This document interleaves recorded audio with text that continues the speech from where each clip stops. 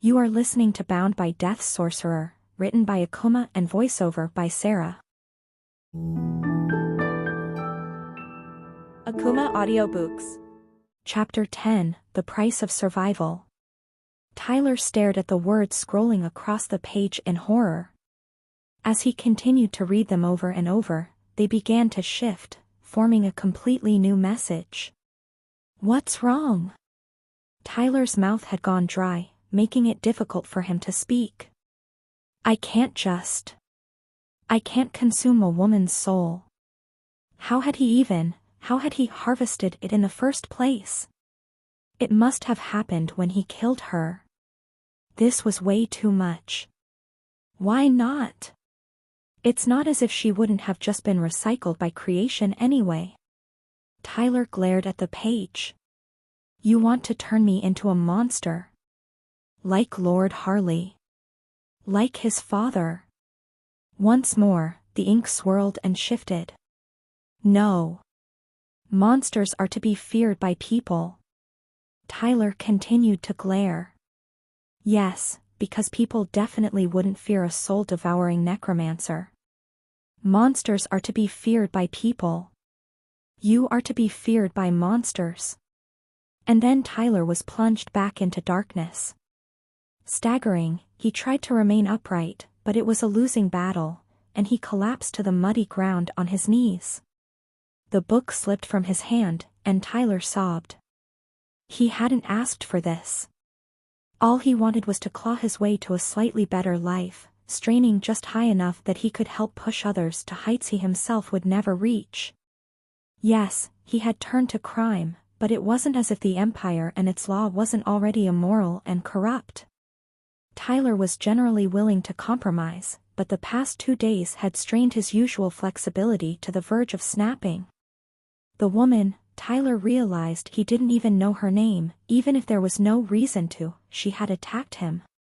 She had threatened him, she had threatened his family, who were now undoubtedly in the clutches of the monster she worked for. But he didn't want to hurt her. And yet, he had killed her all the same. Destroying himself as well wouldn't change that, and his purpose in life was still far from finished.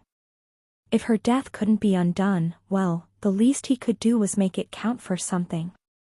His resolve now hardened, Tyler reached into his mind and tugged on the newest mental limb granted by the book. As he did so, he realized he could feel an alien presence attached to it. Her soul.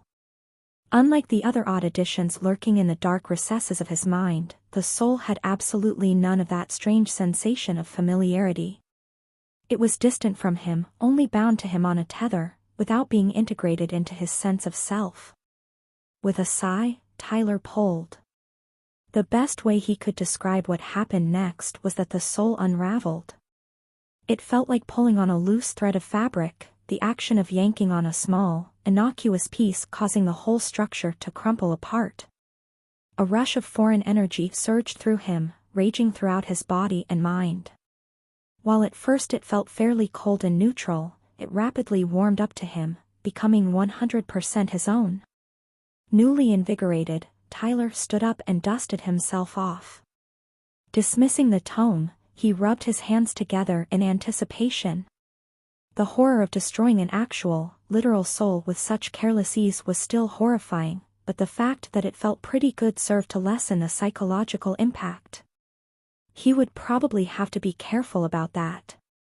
While Tyler felt like he was more physically energetic than he had been since, well, for as long as he could remember, he could also tell that the vast majority of the soul's energy now resided within his own spirit. It was odd, being aware of his own soul. Belatedly, Tyler realized that what he had been calling his mind was really a misnomer. His mind gave the commands, but it was his soul which felt and moved the intangible limbs of his magic. Tyler spared a glance around. It was still perfectly dark, of course, reminding him of his original reason for summoning his receptor. He needed light. Raising his hand again, Tyler conjured fiend fire. Crimson flames leapt to life above his palm. Concentrating, Tyler shut his eyes and honed in on his soul and the magic coursing through his body to fuel the spell. He could tell that arcane energy was continually being consumed, but when he receptored on the reservoir within his soul, he couldn't observe any change. It didn't feel like it was going down at all. But it had to be, because the spell was consuming energy, which meant that the amount of energy he had gained from devouring the soul had been comparatively massive. That was good to know, he supposed. Tyler was still rather shaken by what he had just done, of course, but he was also rather emotionally exhausted, though he didn't doubt he would pay for his current detachment dearly at some point in the near future. With nothing else to do at present, Tyler decided it was time to begin exploring. Unfortunately, there wasn't really any indication that any direction was better than any other, aside from the lake, of course. Frowning, Tyler considered his options. One idea was to walk straight away from the lake, further into the darkness. Another was to stick to the shore as a guide to avoid getting lost. After several seconds of deliberation, Tyler decided to try the latter. If circling the lake gained him nothing, he could always venture off afterwards, but it could potentially be much harder to find the lake again if he left it behind. Keeping his hand outstretched to continue channeling the spell, Tyler set off, keeping the edge of the lake several paces to his left. For a brief moment, he worried about wasting time going in circles if the lake turned out to be identical in all directions, but then he realized that the soft, muddy terrain was keeping his footprints. Despite his newfound stamina, he began to grow tired of keeping his hand outstretched in front of him after what felt like several minutes. Frowning, Tyler stopped, staring at the brilliant ball of ruby fire with a contemplative expression. Did he actually have to keep it just above his hand? Experimentally, Tyler dropped his hand to his side while concentrating on willing the fire to remain exactly where it was. The spell remained completely stationary, to his immediate delight. Willing the ball to keep the exact same position relative to his own body, Tyler began slowly walking forward, and the fire kept pace with him, always just half an arm's length ahead. Tyler grinned. As he continued walking, he willed the fire to move over to his side, and it obeyed. Sticking out his arm, he had it spin in circles around the outstretched limb. Magic was truly wonderful. Next, Tyler willed the flame to shoot off into the distance. Obeying immediately, the spell rocketed off, before slowing down barely an arm and a half's length away and then rebounding backwards, slowly drifting back towards him. Stopping, Tyler frowned. Trying again, he began pushing the flame forward, far slower this time, gingerly testing the limits of distance. Once the flame was just about an arm's length away, it began to slow. Furrowing his brow, Tyler continued to push, and the spell obeyed, straining to inch farther and farther away from him. Not much farther, and he couldn't visually tell that it was even moving at all. Irritated, Tyler pushed harder, and the flame crept forward, but not before a colossal spike of arcane energy surged through him, the spell consuming dozens of times what it had before. Alarmed, Tyler backed off, and the flame returned to his side. Right. It has limits, and attempting to break past them has consequences. With a sigh, Tyler continued his walk around the lake. He would experiment more later. Looking into his soul, he saw that his reserve of arcane energy had noticeably depleted, though fortunately, it appeared to be stable again. Several dozen minutes passed by Tyler's crude estimation.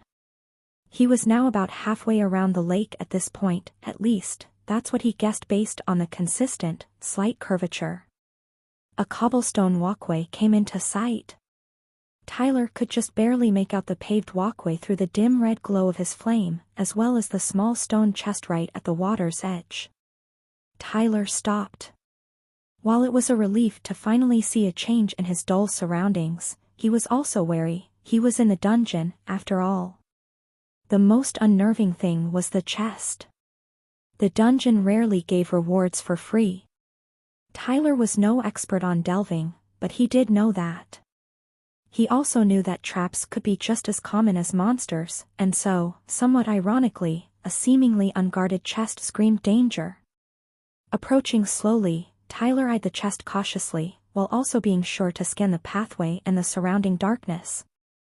Not only could the chest be trapped, it was also the most interesting, exciting, and potentially dangerous feature, so in Tyler's mind, it only made sense to hide the real trap somewhere else. But he made it up to just a couple paces away without issue. Gingerly, Tyler set one foot onto the cobblestones. Finding no issue, he took a deep, calming breath and approached the chest. It didn't appear to be locked. Tyler was shivering now. Should I go through with this? Part of him wanted to back out. But he needed to finally begin to confront danger, not run from it, and he needed every scrap of potential power he could get as well. Firming his resolve, Tyler kicked open the chest. Nothing happened. Peering inside, Tyler saw that the stone coffer contained a smaller, metallic chest, and this one was locked. Running a nervous hand through his now dry hair, Tyler considered what to do next. The metal chest looked small enough to take with him. A loud splash made him leap back on instinct, just barely saving him from the jaws of a monster's ambush. The lake. He had completely forgotten about the lake. Backing up as quickly as he could, Tyler frantically attempted to put distance between him and his new attacker. The rat hissed. It wasn't an ordinary rat like he was familiar with from the city streets above. No, this behemoth was at least the size of a guard dog, and had fangs at least as long as Tyler's fully extended hand.